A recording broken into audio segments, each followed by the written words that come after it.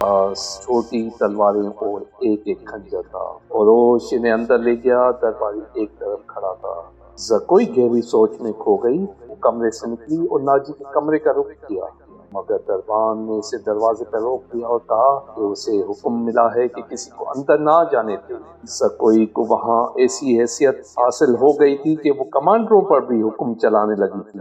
دربار کے رکنے سے وہ سمجھ گئی کہ کوئی خاص بات ہے۔ یہ سب سوچ کر وہ اپنے کمرے میں چلی گئی۔ اس کے اور ناجی کے پاس کمرے کے درمیان ایک دروازہ تھا، وہ دوسری طرف سے بند تھا۔ اس نے اس دروازے کے ساتھ کان لگا دیے۔ ادھر کی آوازیں دھیمی تھیں، اسے کوئی بات سمجھ نہ آئی۔ کچھ دیر بعد اسے ناجی کی بڑی صاف آواز سنائی دی۔ اس نے کہا، آبادیوں سے دور رہنا، اگر کوئی شخص میں پکڑنے کی کوشش کرے تو سب سے پہلے یہ پیغام غائب کرنا، جان پہ کھیل جانا، جو بھی راستے میں حائل ہو اسے ختم کر دینا۔ تمہارا سفر 4 دنوں کا ہے، 3 دنوں میں پہنچنے کی کوشش کرنا، سمت یاد کر لو۔ شمال مشرق دونوں آدمی باہر نکلے۔ زکوئی بھی باہر آ گئی۔ اس نے دیکھا کہ وہ دونوں گھوڑوں پر سوار ہو رہے تھے۔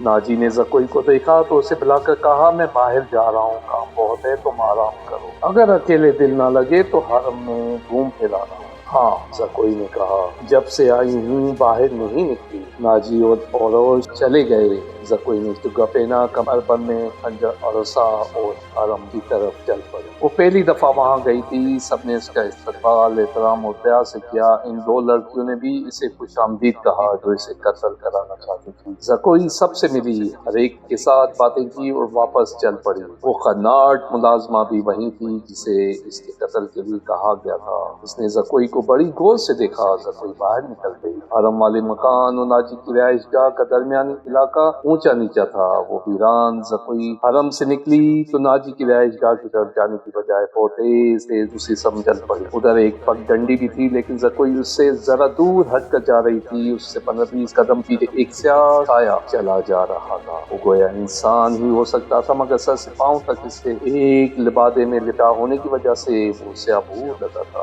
زکوئی کی رفتار تیز ہوتی تو اس بھوت نے بھی اپنی رفتار تیز کر دی۔ آگے گھنی جھاڑیاں تھی، زکوئی ان میں رخپوش ہو گئی۔ وہ گھنی جھاڑیوں سے نکلی ہی تھی کہ بائیں طرف سے سیاہ بھوت تھا۔ چاندنی بڑی صاف تھی، پھر بھی اس کا چہرہ نظر نہیں آتا تھا۔ اس کے پاؤں کی آہٹ بھی نہیں تھی۔ بھوت کا ہاتھ اوپر اٹھا، چاندنی میں خنجر چمکا اور بجلی تیزی سے خنجر زکوئی کے بائیں کندھے اور گردن کے درمیان اتر گیا۔ زکوئی کی چینخ نہیں نکلی، خنجر اس کے کندھے سے نکل گیا۔ زکوئی نے اتنا گہرا زخم کھا کر بھی نہایت تیزی سے اپنے کمر بند سے خنجر نکالا۔ بھوت نے اس پر یوں سوار کیا تو زکوئی نے اس کے خنجر والے بازو کو اپنے بازو سے روک کر اپنا خنجر بھوت کے سینے میں گھونپ دیا۔ اسے چینخ سنائی دی جو کسی عورت کی تھی۔ زکوئی نے اپنا خنجر کھینچ کر دوسرا وار کیا جو بھوت پیٹ میں اتر گیا۔ اس کے ساتھ ہی اسے اپنے پہلو میں خنجر لگا، لیکن زیادہ گہرا نہیں اترا۔ بھوت چکرا کر گرا۔ زکوئی نے یہ نہیں دیکھا کہ اس پر حملہ کرنے والا کون تھا۔ وہ دوڑ پڑی۔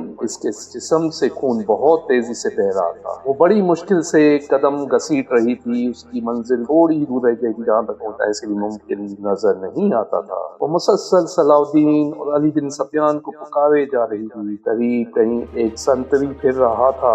اسے اس کی آوازیں سنائی دی تو دوڑ کر پہنچا۔ زکوئی اس پر گر پڑی اور کہا، مجھے امیر مصر تک پہنچا دو۔ بہت جلدی سنتری نے اس کا خون دیکھا تو اسے پیٹھ پر لا کر دوڑ پڑا۔ صلاح الدین ایوبی اپنے کمرے میں بیٹھا علی بن سفیان سے رپورٹ لے رہا تھا۔ اسے 2 نائب بھی موجود تھے۔ یہ رپورٹیں کچھ اچھی نہیں تھیں۔ علی بن سفیان نے بغاوت کے خدشے کا اظہار کیا جس پر غور ہو رہا تھا۔ دربان گھبراہٹ کے عالم اندر آیا اور بتایا کہ ایک سپاہی ایک زخمی لڑکی کو اٹھائے باہر کھڑا ہے۔ یہ لڑکی امیر مصر سے ملنا چاہتی ہے۔ جو سنتی علی بن سفیان کمان سے نکلے تیر طرح کمرے سے اس کے پیچھے صلاح الدین ایوبی دوڑا۔ اتنے میں لڑکی کو اندر لے آئے۔ صلاح الدین ایوبی نے کہا، طبیب کو فوراً بلاؤ۔ لڑکی کو صلاح الدین ایوبی نے اپنے پلنگ پر لٹا دیا۔ ذرا سی دیر میں پلنگ پوش خون سے لال ہونے لگا۔ کسی کو نہ بلاؤ، لڑکی نے نیب آواز میں کہا، میں اپنا فرض ادا کر چکی ہوں، تمہیں زخمی کس نے کیا؟ زکوئی۔ علی بن سفیان نے پوچھا، پہلے ضروری باتیں سن لو۔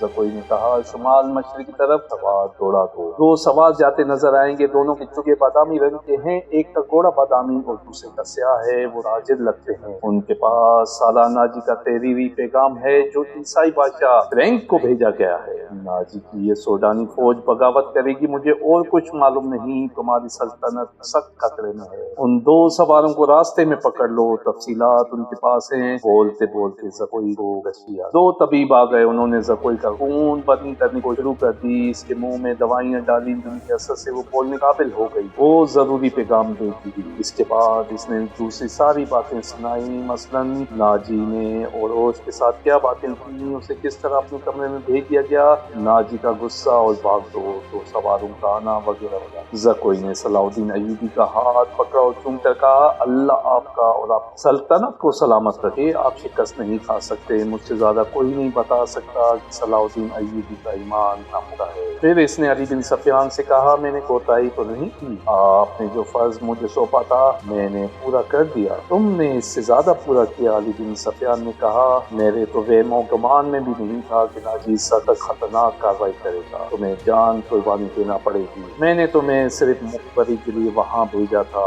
کاش میں مسلمان ہوتی۔ زکوئی نے کہا، اس کے آنسو نکل آئے، اس نے کہا، میرے کام کا جو بھی معاوضہ دینا ہے وہ میرے انکے باپ اور سدا بیمار ماں کو دے دینا، ان کی معذوریوں نے مجھے 12 سال کی عمر میں رخصا بنا دیا۔ زکوئی کا سر ایک طرف ڈھلک گیا، آنکھیں آدھی کھلی رہی اور ہونٹ کی طرح نیما جسے مسکرا رہی ہو۔ صلاح الدین ایوبی نے کہا، یہ کسی بھی مذہب کی تھی، اسے پورے اعزاز کے ساتھ دفن کرو، اس نے اسلام کے لیے جان قربان کی ہے، یہ ہمیں دھوکہ بھی دے سکتی۔ دربان میں باہر ایک عورت کی لاش آئی ہے، جا دیکھا وہ ایک غیر عمر عورت کی لاش، جائے وقوع سے 2 خنجر ملے تھے، اس عورت کو کوئی نہیں پہچانتا تھا، یہ ناجی کے حرم کی ملازمہ تھی، اس نام کی لالچ میں زکوئی پر قاتلانہ حملہ کیا تھا۔ رات کو ہی زکوئی کو فوجی اعزاز کے ساتھ دفن کر دیا گیا اور ملازمہ کی لاش جڑا کھود کر دفنا دی گئی، دونوں کو خفیہ طریقے سے دفنایا گیا۔ زکوئی کون تھی؟ وہ مراکش کی ایک رخصا تھی، کسی کو معلوم نہیں تھا کہ اس کا مذہب کیا تھا، وہ مسلمان نہیں تھی، عیسائی بھی نہیں تھی، جیسا کہ کہا جا چکا ہے۔ علی بن سفیان نے تلاش پسار کے بعد کسی کی وسعت سے زکوئی کو مراکش سے حاصل کیا، پردہ فروش کا بہروپ ڈال کر اسے ناجی کے ہاتھ بھیج دیا۔ اس لڑکی میں ایسا جادو تھا کہ ناجی سے صلاح الدین ایوبی کو پھانسنے کے لیے استعمال کرنا چاہتا تھا، مگر خود ہی اس لڑکی کے دام میں پھنس گیا، پھنسا بھی ایسا کہ اس کے سامنے وہ اپنے نائب سالار کے ساتھ راز کی باتیں کرا رہا۔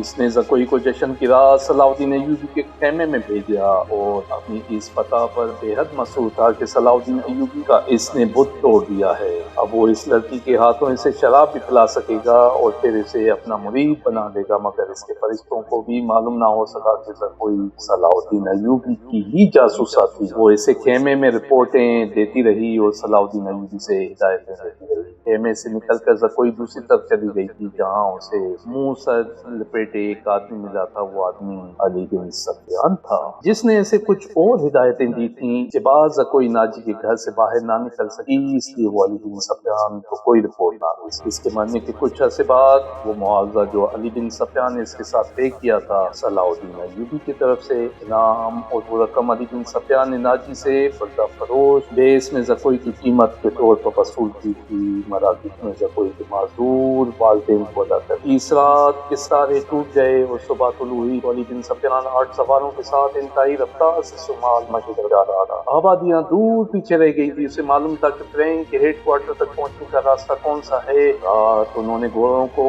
تھوڑی دیر آرام دیا تھا، یہ عربی گھوڑے تھکے ہوئے بھی تازہ دم لگتے تھے۔ دور افق پر کھجور کے چند ایک درختوں میں علی کو 2 گھوڑے جاتے نظر آئے، جس نے اپنی پارٹی کو راستہ بدلنے اور فوج میں ہونے کی ڈیٹیلوں کے ساتھ ساتھ ہو جانے کو کہا۔ وہ صحرا کا رازداں تھا، بھٹکنے کا اندیشہ نہ تھا، اس نے رفتار اور تیز کر دی۔ اگلے 2 سواروں اور اس کی پارٹی میں کم و بیش 4 میل کا فاصلہ تھا، اسے فاصلے سے ہو گیا مگر گھوڑے تھک گئے۔ وہ جب کھجوروں کی درختوں تک پہنچا تو 2 سوار کوئی 2 میل دور مٹی کے ایک پہاڑی کی طرف جا رہے تھے، ان کے گھوڑے بھی شاید تھک گئے تھے۔ دونوں سوار اترے اور نظروں سے اوجھل ہو گئے۔